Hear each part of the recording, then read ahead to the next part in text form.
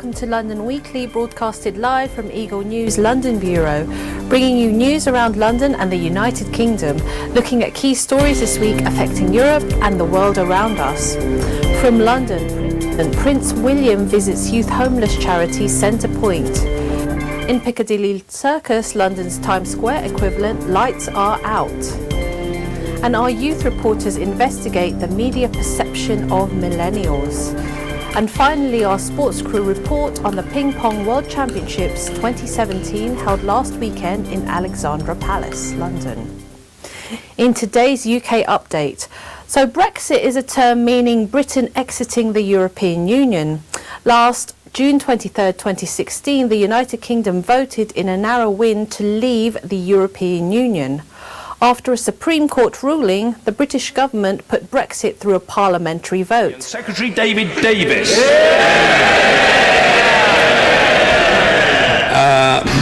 This bill responds directly to the Supreme Court judgment of the 24th of January and seeks to honour the commitment the government gave to respect the outcome of the referendum held on the 23rd of June last year. It's not a bill about whether the UK should leave the European Union, or indeed how it should do so. We asked the people of the UK if they wanted to leave the European Union. They decided they did. So at the core of this bill lies a very simple question. Do we trust the people or not? The democratic mandate is clear. The electorate voted for a government to give them a referendum. Parliament then voted to hold the referendum. The people voted in that referendum. And we are now honouring the result of that referendum. Our aims are clear. We will maintain the closest possible nuclear cooperation with the European Union. That relationship will could take a number of different forms, and will be, of course, subject to negotiation, which will start after we have notified him. This bill provides the power for the Prime Minister to begin that process and honour the decision made by the people of the United Kingdom on the 23rd of June last year. I commend it to the House. Trust the people. On Wednesday evening, MPs voted to trigger Brexit. The results were those in favour 498 votes to 114 votes. Theresa May has said she intends to trigger this process by the end of March 2017, meaning the UK will be expected to leave by the summer of 2019, depending on the precise timetables agreed during the negotiations. For business news, the Bank of England has made another dramatic rise in its growth forecast for the year. It expects the economy to grow by 2% in 2017, up from a November forecast of 1.4%. As expected, the bank kept interest rates on hold at 0.25%. The raised growth forecast follows much criticism levelled at the bank for being too gloomy when drastically cut its growth forecast after June's vote in favour of Brexit. The bank said that the latest improved forecast was partly the result of higher spending and the investment contained in Chancellor Philip Hammond's autumn statement. It also credited stronger growth in the US and Europe, rising stock markets, and greater availability of credit for households, for its more optimistic outlook for the UK economy. Well, the direction of travel is clear. There'll be twists and turns along the way. I think the thing that we missed is the strength of consumer spending and consumer confidence associated with that, that has been present all the way through this process. So after an initial wobble in terms of consumer surveys, confidence surveys and other initial indicators in the immediate aftermath of the referendum in the depths of the summer, it bounced back pretty quickly. Barely 10 days has passed since the US inauguration, and Trump has already made headlines on his controversial executive orders. Here in the UK, British Prime Minister Theresa May does not agree with the restrictions on immigration imposed by US President Donald Trump and will intervene if they affect UK nationals, in a statement from Downing Street last Sunday. The Foreign Office has advised British travellers that dual citizens were only affected if travelling to the US from one of the 7 banned countries. Somali nationals are among those banned from travelling to the US under the executive order. That had applied to Sir Mo Farah, who was born in Somalia, until the announcement by the UK Foreign Office. President Trump has banned people from 7 mostly Muslim countries from being allowed into the US for at least 3 months. Britain's 4-time Olympic champion Mo Farah was born in Somalia and says he is relieved he can return to his US home after it's clarified that President Donald Trump's ban did not apply to him. Mo Farah has spoken out against Donald Trump's controversial new rules about who is allowed into America.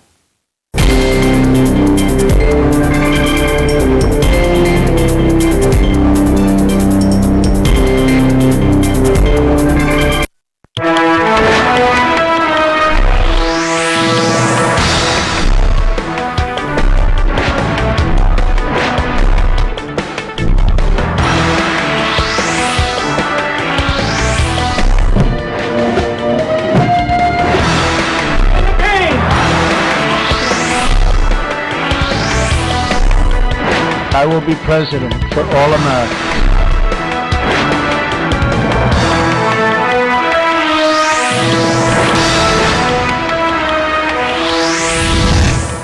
Saganang Mamamayan, Lunes hanggang Biyernes, alas 8 hanggang alas 9 ng umaga.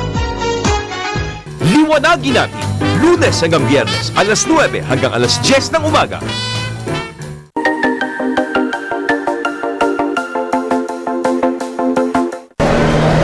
I'm Kiana, and guess where I'm at? Need a hint? Need another hint? I am here at the Bellagio Gardens in Las Vegas, Nevada. Come and join me.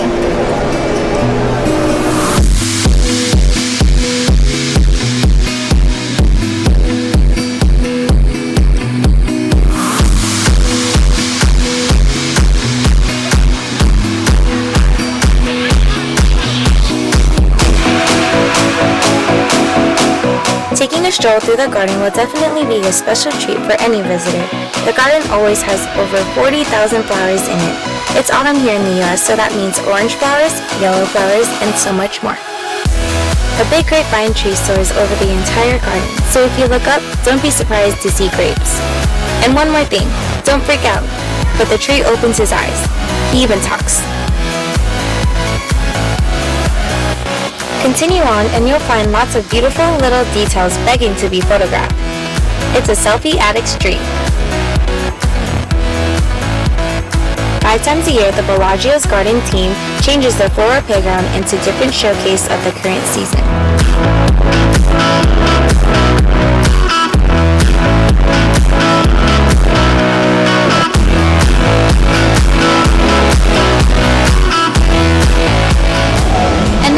The next time you come and visit Vegas, make sure you come to the Bellagio Gardens because it probably won't look like this next time.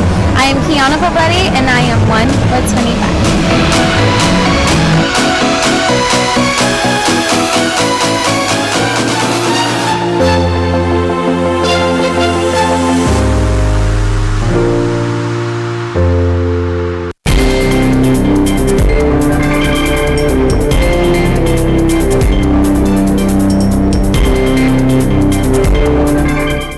Lorraine Velasquez reports on Prince William's visit to a London youth charity.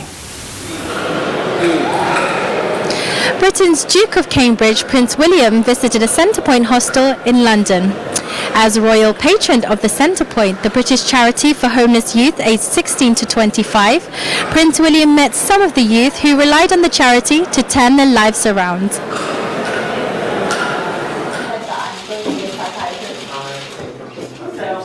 Centrepoint run a 24-hour hostel for young people in London, Bradford and Sunderland, giving the homeless youth a safe place to stay at night and giving them the support to move on with their lives. The charity helps more than 9,000 homeless 16 to 25-year-olds every year, finding them homes and jobs. The Duke of Cambridge has been Centrepoint's patron since 2005. Centrepoint has always been close to the Prince's heart. As children, Princes William and Harry have made private visits to Centrepoint services with their mother, the late Diana, Princess of Wales, who herself was Centrepoint's patron. During his visit, Prince William played a popular party game of guessing the name of the celebrity written on a piece of paper stuck to his forehead. Am I quite a famous footballer? Yeah. Do any other things apart from football?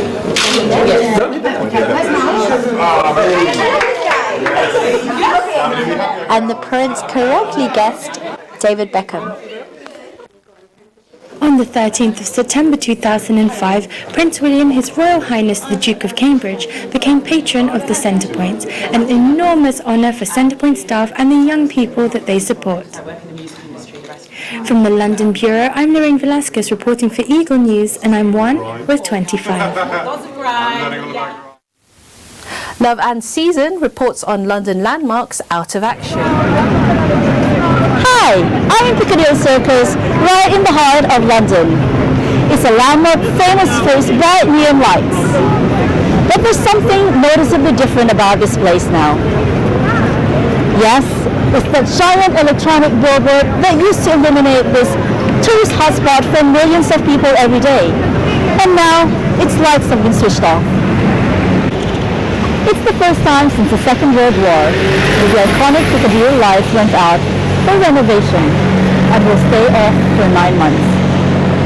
Overlooking this busy square, the billboards will be replaced with Europe's largest single digital screen. Once in operation, it will have a new high-definition screen with live video streams to show weather, traffic and sports updates, as well as broadcast social media feeds from advertising brands. The world-famous billboard lights were only turned off intentionally during World War II, also when Winston Churchill died in 1965, and later Princess Diana in 1997. Synonymous with the glamorous Hollywood image of London, the famous landmark will have a new space shared by 6 advertisers, including Coca-Cola, which has had its name up in the lights there for 62 years. For now, it may be lights off in this busy West End junction, but in a few months' time, once the lights are finally switched on, I'm sure we won't be disappointed. From Piccadilly Circus in the heart of London, I'm Love and Season, reporting for Eagle News. And I am 1 with 25. Our youth reporters are investigating media perceptions of millennials and how have millennials positively contributed to the world so far. Our youth reporters investigate media perception of millennials. How have millennials positively contributed to the world so far, and key abbreviations you can use to make your texting more efficient. What is a millennial? Let's ask some people what they think a millennial is. Someone born before the year 2000. They're basically the youth of this generation. They're influenced by what's trending. Well, a millennial by definition should be someone who has lived through the 1990s and post 2000s. That would mean he's sort of tech savvy, he is very aware of the current global situation, he's more flexible and mobile in terms of his views, he's not the traditional value, he's more likely to travel abroad and rather than settle down in a specific location, so I think that's what a millennial is. Well, a millennial is considered to apply to individuals who reached adulthood around the turn of the 21st century. They are people who were born between the years 1982 and 2004. Here are a few famous millennials you may have heard of, such as Mark Zuckerberg, the co-founder of Facebook, singers Adele and Frank Ocean, and even actress Jennifer Lawrence. Now, what does it mean to be a millennial? First off, it means that I am not bound to live in a specific place. I also think that it's all about technology, especially in today's world. It's about how we understand technology and how it affects our life. Texting is a main feature for millennials, and sometimes we use abbreviations to shorten common phrases. Some examples are WUU2, LOL, BRB, Not only abbreviations, us millennials love to use emojis. Haha, so funny! Aww. Oh. Millennials are portrayed quite negatively throughout the media. However, from what you've seen, millennials aren't that bad. What do you think of a millennial now? Reporting from the London Bureau, I'm Ashley Spiritus and I'm 1 with 25.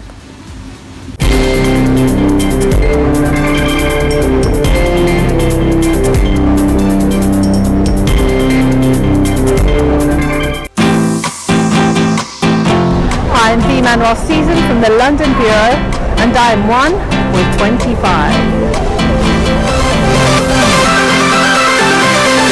Sa ganang mamamayan, Lunes hanggang Biyernes, alas 8 hanggang alas 9 ng umaga.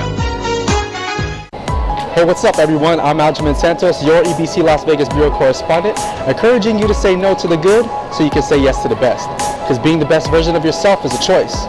If you reap what you sow, giving your best will only yield the best in return.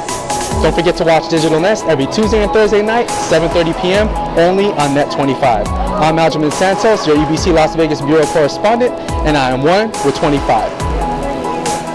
Liwanagin natin, Lunes hanggang Biyernes, alas 9 hanggang alas 10 ng umaga. Hi guys, welcome to a new episode of Digital Nest, where we'll bring you these new fun features.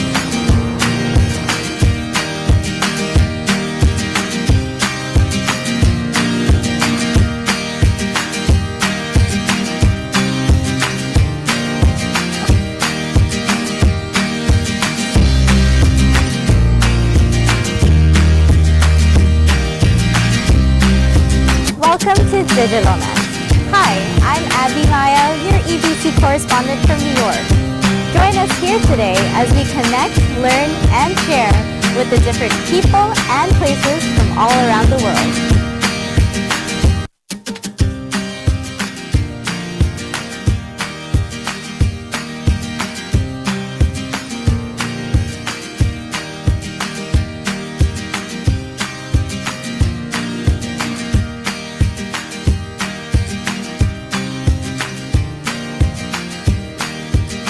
It's a beautiful day today. I can't really believe my eyes or feel this weather because it's around 60-something degrees today and it's beautiful. Just beautiful weather. It's November and you would never think that this weather would be like this today. So Long Island City, for your information, is the westernmost residential and commercial neighborhood of New York City. Long Island City is noted for its rapid and ongoing residential growth and gentrification. LAC is known most for its highest concentration of art galleries, art institutions, and studio space of any neighborhood here in New York City. It's bordered by Astoria, which is one of my favorite neighborhoods, the East River, and of course, right across the river is New York City. I hope you're enjoying this view, everyone.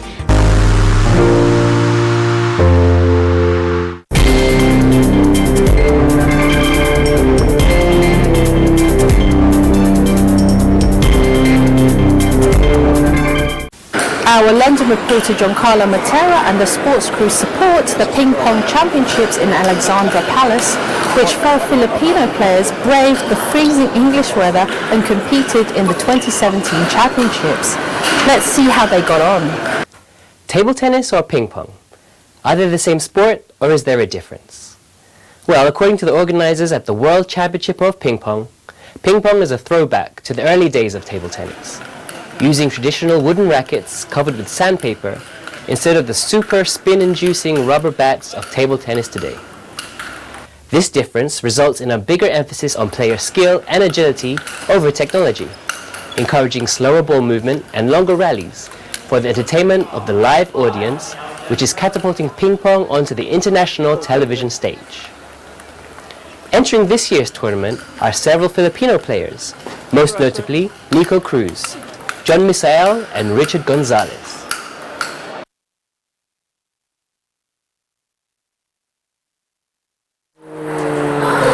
Post office.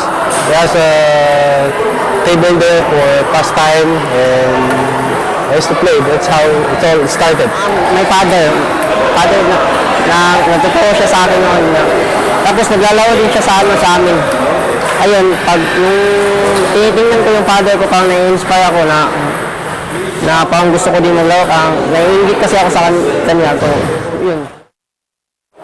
I need to train hard, everyday practice, and kailangan ng 100% focus ka sa ginagawa mo.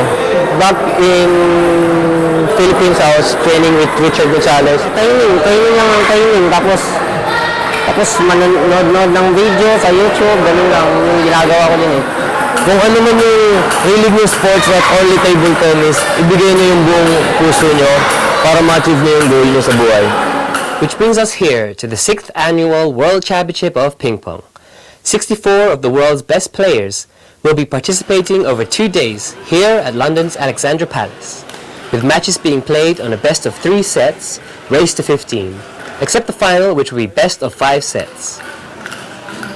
This year's prize fund is $100,000, which is almost 5 million pesos, or about 80,000 pounds, with the winner receiving a check for $20,000, around 1 million pesos, or 16,000 pounds. At the end of day 1, we have 2 representatives from the Philippines who have successfully qualified for day 2, the round of 16. That's Richard Gonzalez and Julius Esposo. Richard Gonzalez, the Philippines' #1 ranked player, made it all the way through to the quarterfinals today, eventually losing to Germany's Alexander Fleming in 3 close, very exciting sets. As we come to the end of an intense 2 days of world-class ping pong, we look back on a successful tournament for our 4 players representing the Philippines, who did their country proud with their display of skill and fighting spirit. The eventual winner of this year's tournament was 21-year-old Yan Wei Hao of China, who defeated Germany's Alexander Fleming to become the first Asian to win the title. This year's tournament was a great success, and we look forward to going back there next year. For EBC Sports, I'm Giancarlo Matera, and I'm 1 with 25. From all our crew here in London, thank you for watching London Weekly. I'm B. Manuel Season from the London Bureau for Eagle News. I am 1 with 25. Goodbye.